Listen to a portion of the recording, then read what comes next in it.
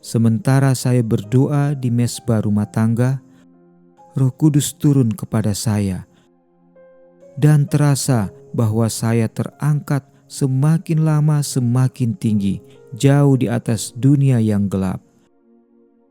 Saya menoleh untuk melihat umat Advent di dunia, tetapi saya tidak dapat menemukan mereka. Kemudian suatu suara berkata kepada saya, "Lihat kembali dan lihatlah sedikit lebih tinggi." Ketika itu saya mengangkat mata saya dan melihat sebuah jalan sempit yang lurus, yang menjulang tinggi di atas dunia. Di atas jalan ini, umat Advent sedang berjalan menuju ke kota itu yang berada jauh di ujung jalan itu. Ada sinar yang terang benderang di belakang mereka pada permulaan jalan itu, yang malaikat katakan, itu adalah seruan tengah malam. Terang ini bercahaya sepanjang jalan dan menerangi kaki mereka agar tidak tersandung. Jikalau mereka tetap mengarahkan mata mereka kepada Yesus yang ada di depan, yang menuntun mereka ke kota itu, maka mereka selamat. Tetapi segera ada yang menjadi lelah dan mengatakan bahwa kota itu masih sangat jauh, serta mereka berharap seharusnya sudah memasuki kota itu sebelumnya. Kemudian Yesus memberi semangat kepada mereka dengan mengangkat tangannya kanan yang mulia, dan dari tangannya datanglah cahaya yang dipancarkan kepada rombongan Advent ini. Lalu mereka bersorak, "Haleluya!" Ada orang yang secara gegabah menolak terang yang berada di belakang mereka dan berkata, "Bukanlah Bapa yang telah memimpin mereka sedemikian jauhnya?" Terang yang ada di belakang mereka padam, meninggalkan kaki mereka dalam kegelapan pekat. Lalu mereka tersandung dan kehilangan pandangan terhadap sasaran yang ada di depan dan dari Yesus, sehingga jatuh ke dalam dunia yang gelap dan jahat di bawah. Segera kami mendengar suara Bapa bagaikan bunyi air yang banyak, yang memberitahukan hari dan jam kedatangan Yesus. Orang-orang saleh yang hidup, yang banyaknya 144.000 itu, mengetahui dan mengerti akan suara itu, sedangkan orang-orang jahat mengira itu adalah bunyi guruh dan gempa bumi. Ketika Bapa memberitahukan saatnya, Ia mencurahkan Roh Kudus kepada kami, sehingga wajah kami bersinar dan memancarkan kemuliaan Bapa, sama seperti Musa dulu ketika ia turun dari Gunung Sinai. Adapun 144.000 orang itu, semuanya dimeteraikan dan persatuannya sempurna. Di atas dahi mereka tertulis Bapa, Yerusalem baru, dan sebuah bintang gemerlapan yang bertahtakan nama Yesus yang baru. Keadaan kami yang berbahagia dan kudus membangkitkan amarah orang-orang jahat, dan mereka hendak menyerbu serta menyerang kami untuk menjebloskan kami ke dalam penjara. Sedangkan ketika kami mengedangkan tangan dengan nama Tuhan, mereka jatuh dengan tidak berdaya ke tanah. Barulah gereja setan mengetahui bahwa Bapa mengasihi kami, yang mau mencuci kaki satu dengan yang lain dan menghormati saudara bersaudara dengan kecup yang kudus, serta mereka sujud di kaki kami. Segera mata kami tertuju ke arah timur. Ada sebuah awan kecil hitam muncul di sana. Besarnya kira-kira setengah kepalan tangan manusia, yang kami semuanya ketahui itu adalah tanda Anak Manusia. Kami semua berdiam diri dengan hikmat memandangi awan itu. Ketika semakin lama semakin dekat dan semakin terang, mulia dan semakin bertambah mulia, sampai menjadi awan putih yang besar. Dasarnya tampak bagaikan api. Pelangi berada di atas awan itu, sedangkan di sekeliling itu 10.000 malaikat menyanyikan sebuah nyanyian yang sangat merdu, dan di atas awan itu duduklah Anak Manusia. Rambutnya putih dan bergelombang yang terurai sampai ke bahunya, dan di atas kepalanya terdapat banyak mahkota. Kakinya tampak bagaikan api. Ia memegang sebuah sabit tajam di tangan kanannya, di tangan kirinya sebuah sangkakala perak. Matanya laksana nyala api yang sedang mencari anak-anaknya ke sana kemari. Kemudian semua wajah menjadi pucat, dan mereka yang sudah ditolak Bapa menjadi hitam. Lalu kami semua berseru, "Siapakah yang tahan berdiri? Adakah jubah saya tak bercacat?" Kemudian malaikat-malaikat berhenti menyanyi, dan terjadilah keheningan yang membuat bulu roma berdiri. Ketika Yesus berkata, "Orang yang bersih tangannya dan murni hatinya akan tahan berdiri. Cukuplah kasih karuniaku bagimu." Pada ketika ini wajah kami diterangi dan kegembiraan memenuhi setiap hati. Malaikat-malaikat membunyikan nada yang lebih tinggi lalu menyanyi kembali, sementara awan makin lama semakin mendekati bumi. Kemudian sangkakala perak Yesus berbunyi ketika ia turun dalam awan terbungkus dengan nyala api. Ia memandang ke atas kubur orang-orang kudus yang sedang tidur, lalu ia mengangkat mata dan tangannya ke langit serta berseru, "Bangun, bangun, bangun, hai kamu yang tidur di dalam debu, dan bangkitlah." Kemudian terjadilah gempa bumi yang dahsyat. Kubur-kubur terbuka, dan orang-orang mati bangkit berpakaikan peri yang tidak akan binasa. Yang 144.000 orang itu berseru, "Haleluya!" Ketika mereka mengetahui sahabat-sahabat mereka yang terpisah dari mereka oleh kematian, dan pada saat yang sama kami diubahkan dan diangkat bersama-sama dengan mereka untuk bertemu dengan Tuhan di angkasa. Kita semua memasuki awan itu bersama-sama, dan selama 7 hari naik menuju ke laut kaca, bila mana Yesus membawa mahkota, dan dengan tangan kanannya memasangkan mahkota-mahkota itu di atas kepala kita. Ia memberi kita kecapi emas dan pelepah korma kemenangan. Di atas laut kaca inilah 144.000 orang itu berdiri dalam bentuk bujur sangkar penuh. Beberapa dari mereka mempunyai bintang yang sangat terang, yang lain-lain tidak terlalu terang.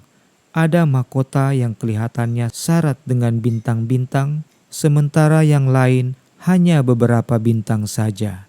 Semuanya sangat merasa puas dengan mahkotanya. Mereka semuanya berpakaikan jubah kemuliaan putih dari bahu sampai ke kaki mereka. Malaikat-malaikat mengelilingi kita semua ketika kita berbaris di atas laut kaca menuju pintu gerbang kota itu. Yesus mengangkat tangannya yang mulia dan hebat itu, memegang pintu gerbang mutiara itu, mendorongnya ke belakang di atas engsel-engselnya yang gemerlapan, dan berkata kepada kita, "Kamu yang telah membasuh jubahmu dengan darahku, yang berdiri teguh demi kebenaranku, masuklah ke dalam." Kami semua masuk ke dalam dan merasa bahwa kami memiliki hak yang penuh di dalam kota itu. Di sini kami melihat pohon kehidupan dan tahta Bapa. Dari tahta itu keluarlah air sungai murni, dan di sebelah menyebelah tepi sungai itu terdapat pohon kehidupan. Di tepi sebelah sungai itu, batang pohon itu tumbuh, dan batang yang lain di tepi seberang sungai itu. Kedua batang itu daripada emas murni yang tembus pandangan. Mula-mula saya mengira saya melihat 2 pohon. Lalu saya lihat kembali, barulah saya melihat bahwa kedua batang itu bersatu di atas menjadi satu pohon saja. Itulah pohon kehidupan yang batangnya tumbuh di sebelah menyebelah sungai kehidupan. Dahan-dahannya melengkung sampai ke tempat di mana kami berdiri, dan buahnya sangat indah, tampaknya seperti emas bercampur perak. Kami semua pergi ke bawah pohon itu dan duduk memandang kemuliaan tempat itu. Ketika saudara Fitch dan Stockman yang telah memberitakan Injil kerajaan itu dan yang telah ditidurkan Bapa dalam kubur untuk menyelamatkan mereka, datang menghampiri kami dan menanyakan apa yang telah terjadi selama mereka tidur. Kami berusaha mengingat kesusahan-kesusahan kami yang terbesar, tetapi tampaknya itu semua terlalu kecil dibandingkan dengan kemuliaan kekal yang jauh lebih besar yang mengelilingi kami, sehingga kami tidak dapat mengucapkannya. Lalu kami semua bersorak, "Haleluya! Sorga itu cukup murah." Maka kami pun memetik kecapi emas kami dan membuat malaikat-malaikat sorga menyanyi. Dengan Yesus yang menjadi kepala, kami semua turun dari kota itu ke bumi ini di atas sebuah gunung yang besar dan hebat, yang tidak dapat menahan tempat di mana Yesus berdiri. Lalu gunung itu terbelah dua, sehingga terjadilah suatu lembah yang sangat luas. Kemudian kami memandang ke atas dan melihat kota yang besar itu dengan 12 dasarnya dan 12 pintu gerbang, 3 pada setiap sisinya dan seorang malaikat pada setiap pintu gerbang. Kami semuanya berseru, "Kota, kota yang besar itu sedang turun dari Bapa, berpindah dari sorga, dan kota itu pun turun, lalu menetap di tempat di mana kami berdiri." Kemudian kami mulai memandang perkara-perkara yang mulia di luar kota itu. Di sana saya melihat rumah-rumah yang sangat mulia, yang tampaknya keperak-perakan, ditopang oleh 4 tiang yang terbuat dari mutiara yang sangat mulia dipandang mata. Rumah-rumah inilah yang akan didiami oleh orang-orang kudus. Pada setiap rumah terdapat rak emas. Saya melihat banyak dari orang-orang kudus ini masuk ke dalam rumah-rumah ini, menanggalkan mahkota mereka yang berkilau-kilauan dan meletakkannya di atas rak itu. Kemudian keluar ke kebun dekat rumah itu untuk mengerjakan sesuatu dengan tanahnya. Tetapi bukan seperti yang kita lakukan dengan tanah di bumi ini, sama sekali tidak. Suatu terang yang mulia bercahaya di sekeliling kepala mereka, dan mereka terus-menerus berseru dan mempersembahkan pujian kepada Bapa.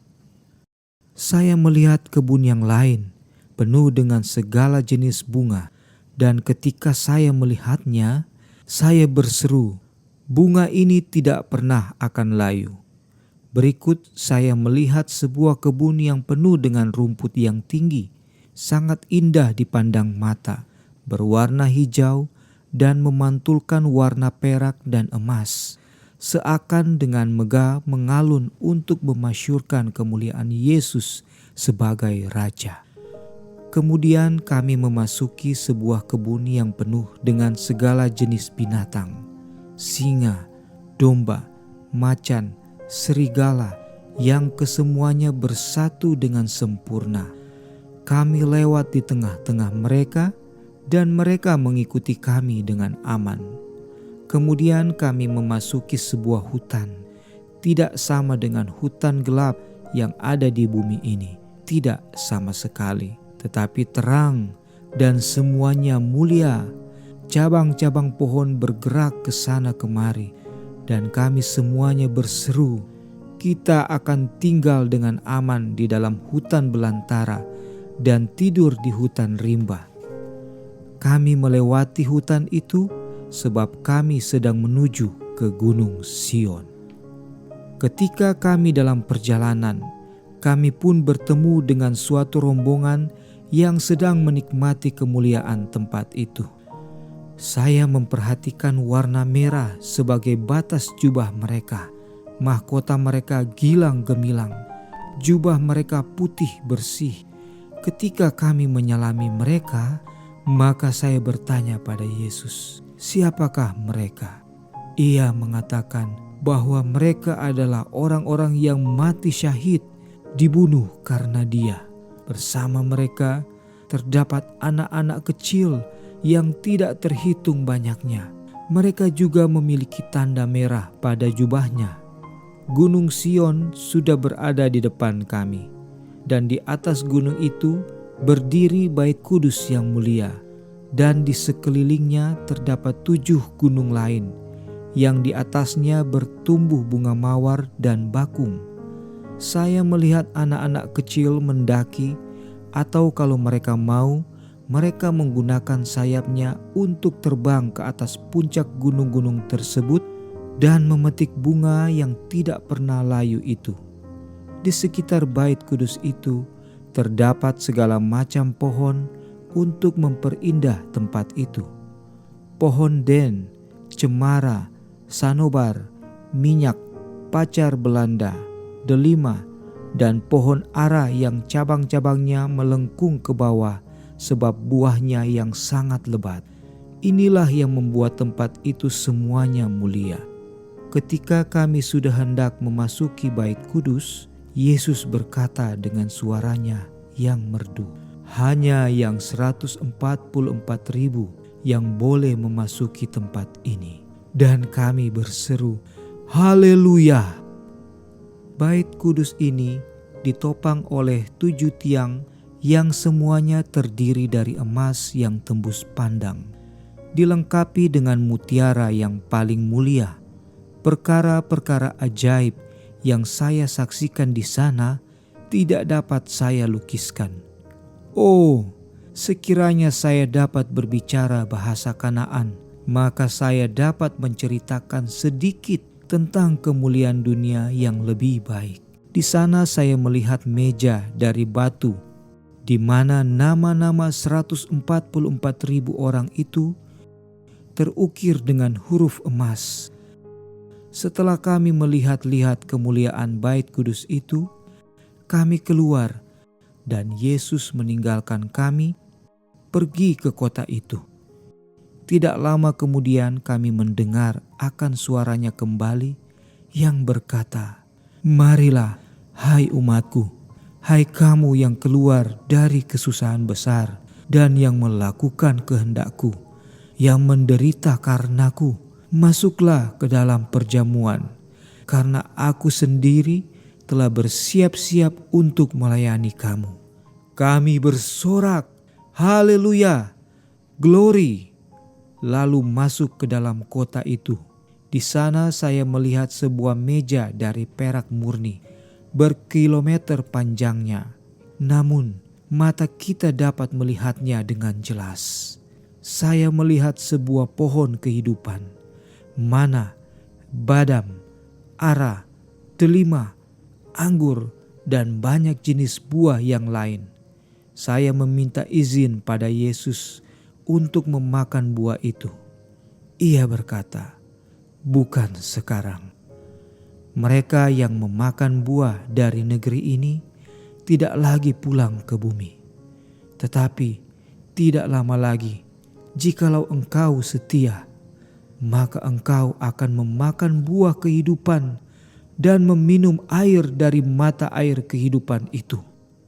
Selanjutnya ia berkata, "Engkau harus pulang ke bumi lagi dan menyampaikan kepada orang lain apa yang telah kunyatakan padamu." Kemudian seorang malaikat menuntun saya dengan lembut turun ke dunia yang gelap ini. Kadang-kadang saya berpikir bahwa saya tidak lama lagi hidup di bumi. Segala sesuatu yang ada di bumi tampaknya begitu suram. Saya merasa sangat sepi di bumi ini karena saya sudah melihat negeri yang lebih baik. Oh, Sekiranya saya mempunyai sayap seperti burung merpati, maka saya akan terbang pergi mencari tempat perhentian. Setelah saya selesai mendapat khayal itu,